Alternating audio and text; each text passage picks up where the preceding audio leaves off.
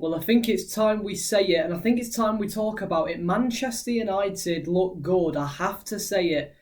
We look good, man. We do look good. I know, again, you're going to say it's Barnsley, it's Southampton, but 10 goals scored in 2 games, none conceded.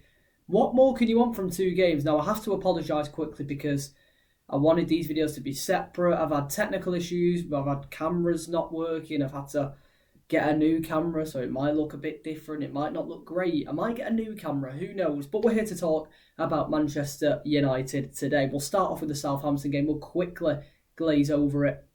I say unbelievable performance. Unbelievable performance from 30 minutes onwards. As soon as Onana saved that penalty, which, again, why do we have to do that to play well? I don't know. But as soon as Onana saved that penalty, credit to him. We dominated the game. Southampton didn't have a single shot for the rest of the game. We won 3-0. De Ligt on the score sheet. Garnacho on the score sheet. Rashford back on the score sheet, which I'm absolutely over the moon about. It's great to see. And I'm going to go on about the manager's headache, or the headache he might have with upcoming team selections in a minute when we get onto the Barnsley game. But yeah, I wanted to quickly go over that Premier League game. Southampton didn't have a shot after that penalty save. They were completely frozen out. They're going to go down if they continue to keep playing this way under Russell Martin. They need to have a plan B, and they didn't have that against United. And we were relentless. I mean, we could have scored more, yeah, but we saved it for Tuesday, didn't we? Back at Old Trafford, under the lights, 7-0. 7-0's mental. Yeah. United never score 7 goals. Never score 7 goals. I mean, it's Ten Hag's biggest win so far at Manchester United. Obviously, it's always going to be 7-0 is mental. But I love that. It shows relentlessness. And I love that because last year, we're playing Newport County, let's just say, in the FA Cup. Or Coventry, an even better example. We're 3-0 up. We draw 3-3. It goes to penalties. Like, mental. Newport County, we were like 2-0 up, 2-1, 3-1 up, 3-2, or whatever it was. We kept letting these smaller sides get back into it. So, yeah, you can say it's only Barnsley, but we needed that win. We needed that win. If that was Liverpool, if that was Arsenal, if that was Man City, they'd be raving about it, a 7-0 win. But because it's United, it's looked down upon.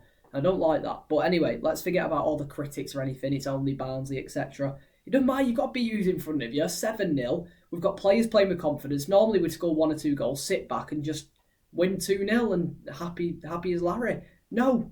We've shown the fans, they've shown the fans what they can do. They know that they've got that relentlessness in them. And 7 goals scored at Old Trafford in front of the home fans, giving them something to go home happy about, not just a little 1-0 scrappy win against League One opposition. I'm glad we went out there and scored 7 goals. And we could have scored more as well. We had so many chances. But I want to talk about that game. Marcus Rashford looks unbelievable. Garnacho looked insane. Christian Eriksen was balling out. Anthony had a decent game. We played really, really well. Now, I want to start off by saying Manuel Ugarte made his first start for Manchester United since coming in from PSG, and he didn't disappoint. I thought he was really, really, really good in that game. If you didn't have all these goal scorers and people assisting all these goals, for me, he could have been a man of the match contender for that game. I thought he was really good. I thought he broke up play quite well. His passing was really good. I mean, one of the goals he created, like, he won the ball back, which is what we brought him in to do: win the ball back high up the pitch.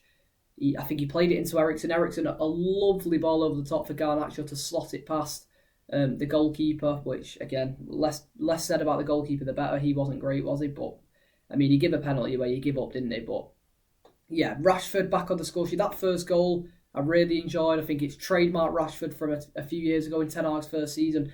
Rashford, to me, looks like the exact same player we saw 2 years ago. He's got that same swagger about him. I don't know what it is. Like, last year he looked off the pace. We know he's an on and off player, Rashford. We know that.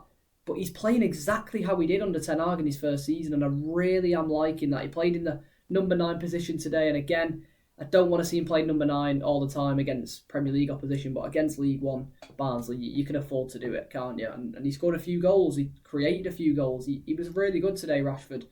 And him coming off in the 60-minute mark, along with Dallo, along with Ugarte, probably highlights to me that they are going to start against Crystal Palace on the weekend, because bringing them off in the 60-minute mark. I don't know, I think that just shows that he's saving them for the weekend, which I'm happy about. But the manager's got a big headache, hasn't it? Because you've got Ahmad playing absolutely unbelievable on that right-hand side in the Premier League. Obviously, he was rested yesterday, came on for a little cameo at the end. You've got Garnacho, who can't stop scoring at the minute and can't stop creating. I think he got 2 goals, 2 assists yesterday, but he's also adding a lot off the bench as well. And then you've got Marcus Rashford, who doesn't stop scoring either recently. He scored 3 goals in 2 games. So what do you do? I mean, it's a good problem to have. Don't get me wrong, it's a great problem to have. But what do you do if you're Erik ten Hag? Do you continue to play Rashford and Ahmad and use Garnacho as a super sub? I don't know. I don't know what he's going to do when it comes to Crystal Palace on Saturday. I mean, if he didn't drop Rashford when he was playing bad, I can't see him dropping Rashford now when he's banging in goals. Can you? Because I really don't see that. So I think Rashford is probably nailed on for that left-hand side. And I think Ahmad, he's sort of undroppable at the minute. As harsh as that is on Alejandro Garnacho, I don't know. What do you do? I mean, he's scoring off the bench. He's showing a bit of something off the bench. What do you do in that situation? I don't know. I mean, it's a good problem to have. Obviously, you had Anthony as well. He's not obviously in the conversation for starting places, but I think the goal, I think Rashford giving the penalty to Anthony, letting him take it, I think that shows a bit of unity in the squad as well. I really like that. Getting someone's confidence up. I think it happened with Bruno giving a penalty to Rashford at Goodison Park last season, getting his confidence back up. So I like that from Marcus Rashford. He's sort of becoming a bit of a senior leader in the squad, and I do like that. Touching on Saturday again as well, I think what if Ten Hag goes with Garnacho off the left, Ahmad off the right, and Rashford through the middle, like he did against Barnsley, Rashford through the middle. I don't know. It's not out of the realms of possibility. I personally wouldn't do it because I think he's just a lot better off that left-hand side, but you just never know. He's undroppable at the minute, isn't he, Rashford? But so's Garnacho, so's Ahmad. Ahmad, for me, is my favourite player to watch at United at the minute. He's so unpredictable. He can do anything. He can beat a man. He can cut inside. He can use both feet. Ahmad, for me, is a really exciting player, and I would not be dropping him at the minute off that right-hand side. I think that right-wing spot is his. So it's just what you do on that left-hand side for me at the minute. We're going to touch on Christian Eriksen as well. He grabbed 2 goals. He played really well. Played really well against Southampton as well. I was looking at that starting 11 against Southampton. I was like, I don't know about Eriksen playing here, but he proved me wrong. He played a good 70 minutes in that game, and he's played a good full 90 minutes against Barnsley. So he's getting those minutes in the legs. 2 goals as well. I mean, Christian Eriksen chipping in with 2 goals in 2024 for Man United. I mean, credit to him. Credit to him because, again, he's sort of been frozen out a little bit over the last few months, but he's come back into the team today and he's, again, giving the manager another headache. Will he start Eriksen against Palace? I don't know. I think if you want that physicality in the midfield, I wouldn't do it, but I wouldn't be opposed to him starting him.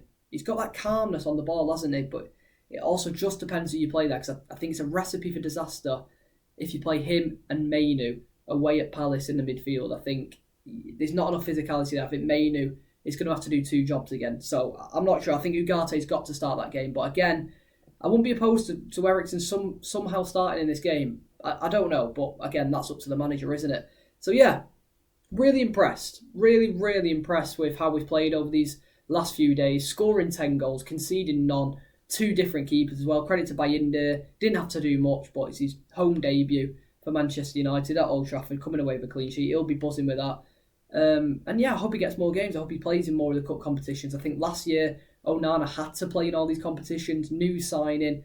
He had that pressure on him, didn't he, because of the mistakes he was making in the Champions League. Ten Hag had to back him, so that's why he was playing him in so many games. But I think Bayinde is going to be used a lot more this season for Manchester United. But yeah, overall, I'm happy. Bring on Crystal Palace on the weekend. Hopefully another 3 points. We've got some really tough games coming up soon. We've got Tottenham at home the week after, mixed in with a Europa League tie midweek next week. Aston Villa away is another tough game. So we've got to start picking up points. I think we can get at Tottenham, we can get at Palace. The Villa game will be a struggle, but let's take it 1 game at a time. Crystal Palace Saturday. Hopefully we come away with 3 points. I'll see you in the next one.